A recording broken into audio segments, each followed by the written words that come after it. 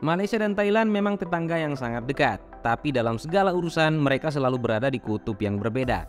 Secara geografi dan demografi, Malaysia adalah wilayah dengan dua daratan besar yang terpisah oleh laut. Total luasannya adalah 329.847 km persegi dan dihuni oleh 33.871.431 jiwa menurut sensus 2022. Sedangkan Thailand punya daratan yang sepenuhnya menyatu dengan luas total 513.120 km persegi serta dihuni oleh 71.601.103 jiwa menurut sensus 2021. Keyakinan dan lingua franca di dua wilayah ini juga sangat berbeda jauh. Thailand didominasi oleh penganut Buddha dan penutur bahasa Thai. Sementara Malaysia didominasi oleh pengikut Islam dan penutur bahasa Melayu. Lalu kenapa dua wilayah yang masih satu daratan ini bisa punya perbedaan sejauh itu? Dalam urusan nasib di bawah penjajahan, Thailand memang menang hoki dari semua negara di Asia Tenggara. Karena saat tetangganya yang lain harus jatuh bangun di bawah kolonialisme Eropa dan Jepang, Thailand malah bisa melenggang tanpa gangguan sebagai kerajaan merdeka. Nah, kalau merangkum pendapat dari beberapa pakar sejarah Asia Tenggara, macam Tong Chai Winicakul, David Yet, Nidi Yosewong, juga Craig J. Reynolds, setidaknya ada 5 faktor yang membuat Thailand sulit ditembus oleh koloni Eropa maupun Jepang. Pertama, secara geografis, bentang alam mereka cenderung mirip dengan kebanyakan negara di Asia Tenggara. Dikelilingi oleh pegunungan dan hutan sehingga sulit diakses dan dikuasai secara menyeluruh. Namun yang membuat mereka berbeda adalah kemampuan diplomasi. Raja-rajanya dikenal sangat jago bernegosiasi. Makanya ketimbang harus berperang dengan negara yang lebih kuat, Thailand lebih memilih jadi aliansi bagi para penjajah seperti Jepang.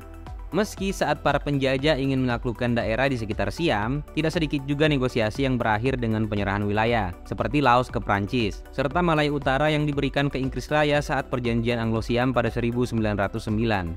Makanya Thailand bisa mempertahankan wilayah utama dari ancaman kolonial, bahkan terkesan memanfaatkannya. Hal itu bisa dilihat dari cara kerajaan memodernisasi negara dan institusinya, seperti mengubah monarki absolut jadi monarki konstitusional saat kepemimpinan Rama IV dan V pada 1851 hingga 1910. Juga mengadopsi pendidikan dan teknologi gaya barat, bahkan dalam bentuk paling simpel seperti penampilan, agar tidak serentan negara Asia Tenggara yang lain saat menghadapi ancaman penjajahan. Lalu dengan adanya modernisasi institusi, pendidikan, dan teknologi, itu akhirnya berdampak terhadap organisasi militer di Thailand.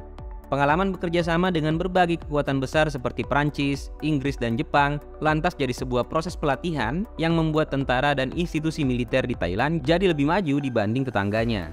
Alasan ini terhubung dengan faktor selanjutnya, nasionalisme Siam. Berbeda dengan kebanyakan negara di Asia Tenggara, monarki di Thailand sudah eksis sejak periode Sukhothai atau 1238 hingga 1438. Dan itu dalam wilayah geografis di satu daratan besar, bukan terpisah oleh pulau-pulau. Kemudian dari situ terjadi pasang surut wilayah kekuasaan selama 3 fase penting. Ayutthaya pada 1351 hingga 1767, Thonburi pada 1767 hingga 1782, dan Ratanakosin pada 1782 hingga 1932. Keempat era ini lantas jadi penanda sejumlah perang besar antara Siam dan wilayah kerajaan di sekitarnya, sehingga membuat organisasi militer kerajaan jadi lebih berpengalaman serta perlahan membentuk identitas kebangsaan di antara warga yang menyaksikan runtuh dan bangkitnya tiap era.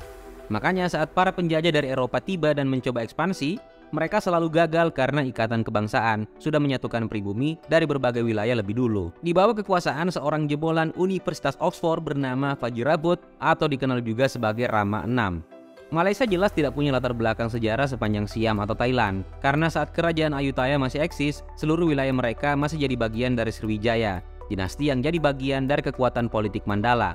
Ini adalah istilah untuk sebaran kekuasaan yang menyeimbangkan seluruh wilayah Asia Tenggara, meliputi Kerajaan Bagan, Ayutthaya, Champa, Angkor, Sriwijaya, hingga Majapahit selama rentang abad 5 hingga 15.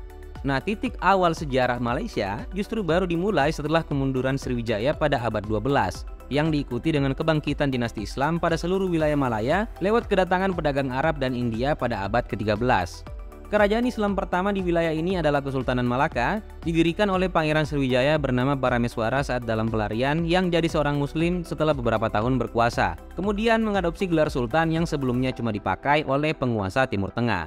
Lahirnya Kesultanan Malaka di wilayah ini lantas memicu kemunculan sejumlah negara Islam lain yang dibangun oleh keturunan para penguasa Kesultanan Malaka juga. Sebut saja misalnya Kesultanan Johor, lalu Kesultanan Perak, kemudian Kesultanan Pahang, hingga Kesultanan Selangor.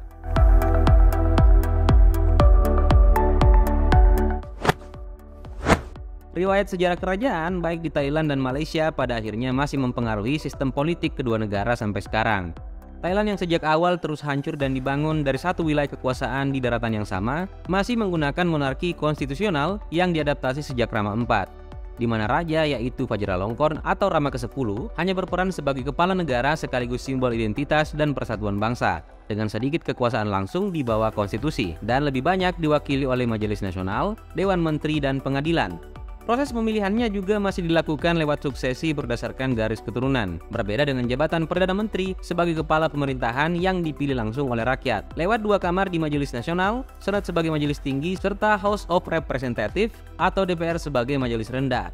Namun meski mekanismenya sudah ditentukan seperti itu, Perdana Menteri Thailand pada akhirnya selalu berasal dari partai terbesar di DPR, kecuali pemegang jabatan terkininya, Prayut Chan-ocha, yang merebut kekuasaan pada 2014 lewat kudeta militer.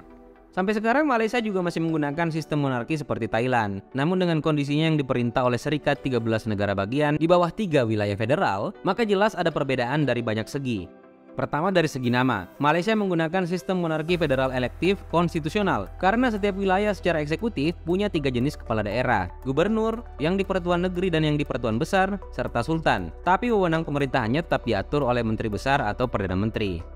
Hal serupa berlaku di tataran eksekutif tingkat nasional. Posisi kepala negara dipegang oleh yang di Pertuan Agung, sedangkan kepala pemerintahan oleh Perdana Menteri. Proses pemilihannya juga lebih rumit dibanding Thailand, karena setiap pemegang jabatan yang di Pertuan Agung hanya boleh dipilih oleh konferensi penguasa yang beranggotakan para raja dari kesultanan di 9 negara bagian. Saat ini posisi tersebut dipegang oleh Abdullah dari Pahang. Batas wewenangnya juga sama dengan kebanyakan raja di berbagai monarki, hanya sebagai simbol negara. Sedangkan untuk mengatur pemerintahan, pekerjaan tetap diserahkan pada Perdana Menteri yang saat ini dijabat oleh Anwar Ibrahim. Dan pemilihannya bukan dilakukan oleh legislatif dari anggota Dewan Rakyat dan Dewan Negara, melainkan ditunjuk langsung oleh yang di Pertuan Agung dengan syarat calonnya harus anggota Majelis Rendah alias Dewan Rakyat, serta diterima oleh semua anggota parlemen. Makanya tetap, kebanyakan Perdana Menteri Malaysia selalu berasal dari partai terbesar.